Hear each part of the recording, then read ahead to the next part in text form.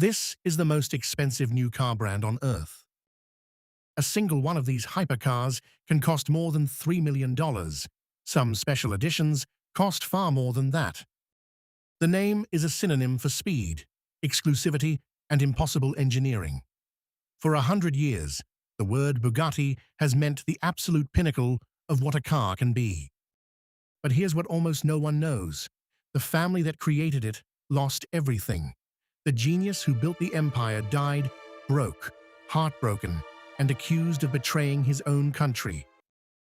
His brilliant son, the heir who was meant to carry it all forward, was killed at 30, testing one of their own cars.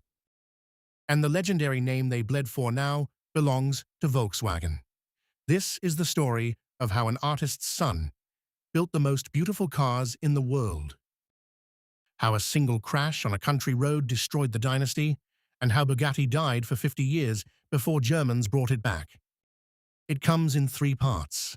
The artist who built a rolling masterpiece, the crash that killed the heir and broke the founder, and the 50-year death before the resurrection.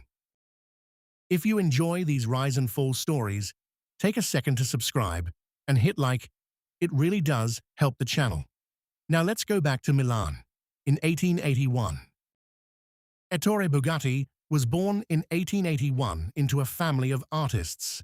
His father, Carlo, was a famous furniture and jewelry designer. His brother, Rembrandt, was a celebrated sculptor.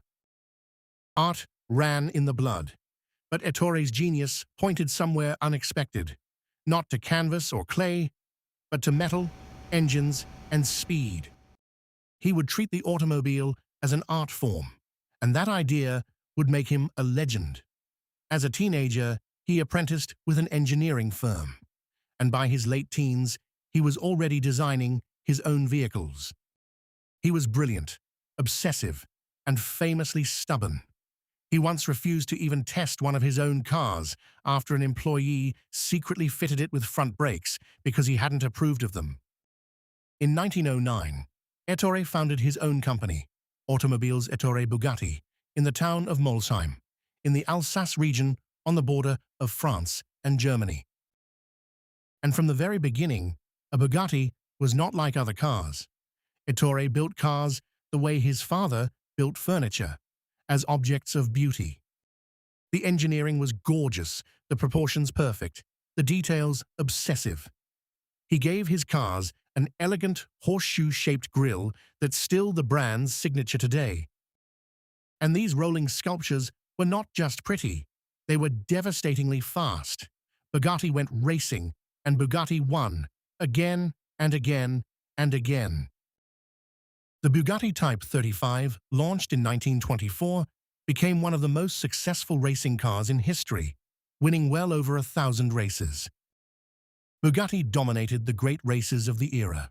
It won the very first Monaco Grand Prix in 1929. For 5 years straight, it swept the legendary Targa Florio. By the late 1920s and into the 1930s, Bugatti stood at the summit of the automotive world. The wealthy and the royal lined up for his cars. And the crown jewel was the Bugatti Royale, one of the largest, grandest, most expensive cars ever conceived, built for kings and emperors. Ettore wasn't just building cars, he was building the most exclusive automotive name on the planet, and he had the perfect heir to inherit it all, his eldest son, Jean. Jean Bugatti was the dream successor. Born in 1909, the same year the company was founded, he grew up inside the empire and turned out to be a design genius in his own right. Jean designed some of the most beautiful cars the company ever made, including the breathtaking Type 57 Atlantic, today one of the most valuable cars in the world. As Ettore drifted into other projects, designing rail cars and even an airplane, it was Jean who increasingly ran the design and the racing. The future was set. The father had built the empire. The son would carry it into the next golden age. And then came the night of August 11th, 1939. Jean Bugatti, just 30 years old, took a Type 57 race car out onto a closed stretch of public road near the Molsheim factory. This was the very type of car that had just won the 24 Hours of Le Mans weeks earlier, one of the greatest triumphs in the company's history. Jean was testing it at high speed. And then, in an instant, it all went wrong. A cyclist appeared on the road. Jean swerved to avoid him, lost control at speed, and crashed. He was killed instantly. The heir to the entire Bugatti empire, the genius who was supposed to lead it for the next 40 years, was gone in a single moment on a country road. This is the crack that never healed, because Bugatti was not a faceless corporation. It was a family, and its future lived entirely in Jean. Ettore was shattered. By many accounts, he never truly recovered from the death of his son. The fire that had built the empire went out. And the timing could not have been more catastrophic, because just weeks after Jean's death, the Second World War began. The war fell on Bugatti like a hammer. The Molsheim factory sat in Alsace, right on the contested German-French border, and it was seized and lost to the family during the occupation. The company's ability to build cars was destroyed. Ettore, now living near Paris, was struck by more tragedy. His wife died during the war. And when it was over, he faced a final humiliation: accusations that he had collaborated with the Germans, forcing him into legal battles to reclaim what was left of his own company. The proud artist who had built the greatest cars in the world spent his last years fighting just to hold on to the ruins. Ettore Bugatti died in 1947. His health broken by a stroke, his fortune gone, his heir long dead, his factory in ruins. He never saw his company recover, because it didn't. His younger son Roland tried to keep it alive, but he lacked Jean's genius, and the company's magic was gone. Bugatti struggled to build a handful of cars.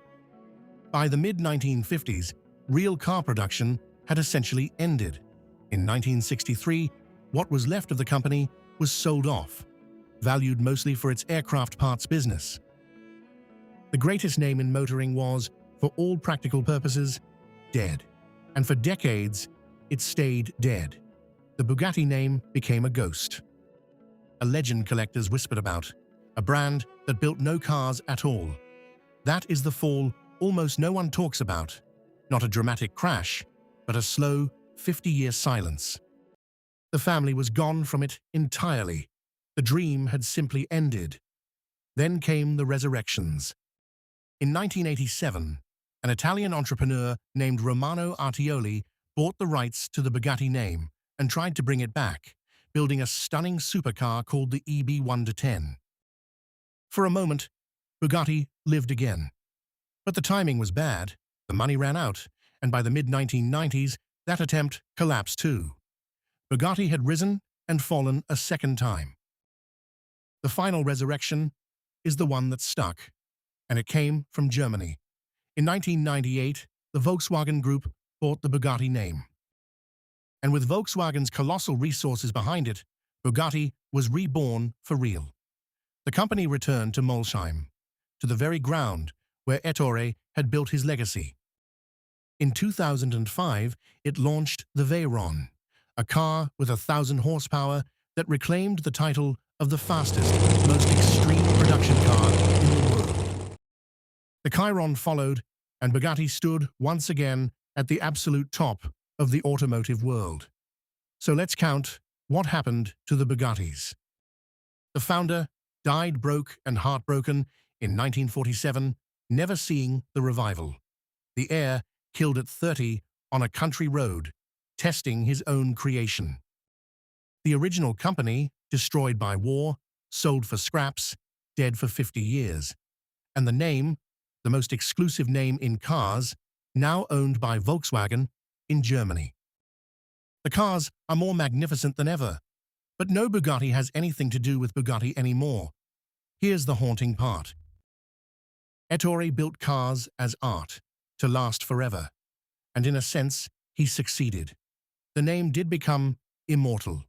It just became immortal without him. It became immortal without his son, without any of the family that died for it.